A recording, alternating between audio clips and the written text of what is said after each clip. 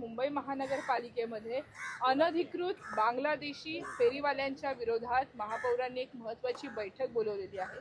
आजवर मनसेने फेरीवाल्यांच्या बाबतीत मुद्दा हा लावून धरलेला होता, परंतु बांगलादेशी हा एक विशेष क्रायटेरिया आता पाहायला मिळतोय का? मुळात विषय असा आहे की 2014ला जो सर्वे महानगरपालिकेने केला होता आणि फेरीवाला धोरण राबवण्याचं निश्चित केलं होतं, ते धोरण जे धूळ खात पडलं आहे ते धोरण पहिलं राबवणं गरजेचं आहे। त्या धोरणानुसार त्याच्यामध्ये डायरेक्टच कळेल ना कोण अधिकृत आहे आणि कोण अनधिकृत आहे।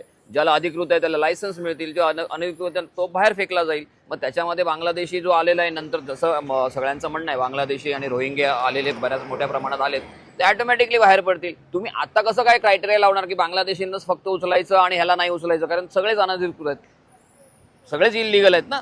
सो मला वाटतं की एकदा काय ते महानगरपालिकेने फेरीवाला धोरण जे आहे ते निश्चित करावं, अन्यथा ही गोष्ट जनतेला किंवा आमच्यासारख्या पक्षांना हातात घेऊन ती निश्चित करावी लागेल। दुसरीकडे आपण जर बघितलं तर मुंबईमध्ये टँकर माफिया फ्री मुंबई करणार अशा पद्धतीचं धोरण, अशा पद्धतीचं मिशन भाजपनं हाती घेतलेलं आहे।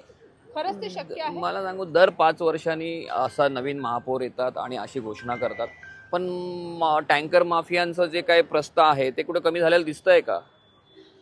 ज्या गोष्टी शक्य आहेत त्या शक्य आहेत, पण ती मनापासून इच्छा असली पाहिजे ती शक्य करण्याची। हे सगळे टँकर माफिया हे सगळ्या हॉटेल इंडस्ट्रीपासून सगळ्या हॉस्पिटल इंडस्ट्रीपासून सगळ्यांना पाणी पुरवठा लागतो, पाणी लागतं, ते पाणी पुरवतात। आता मला सांगा, हे पाणी महानगरपालिका पुरवू शकते का? जर महानगरपालिका मुबलक प्रमाणात ह्या सगळ्या गोष्टी पुरवू शकली असती तर टँकरची आवश्यकता लागलीच नसती ना। तर ह्या सगळ्या गुंतागुंतीच्या गोष्टी आहेत, याच्यावर धोरणात्मक निर्णय होणं गरजेचं आहे आणि उगाचच मायलेजसाठी किंवा अन्य छुपे अजेंडे राबवण्यासाठी घोषणा करण्यात काय अर्थ नाही।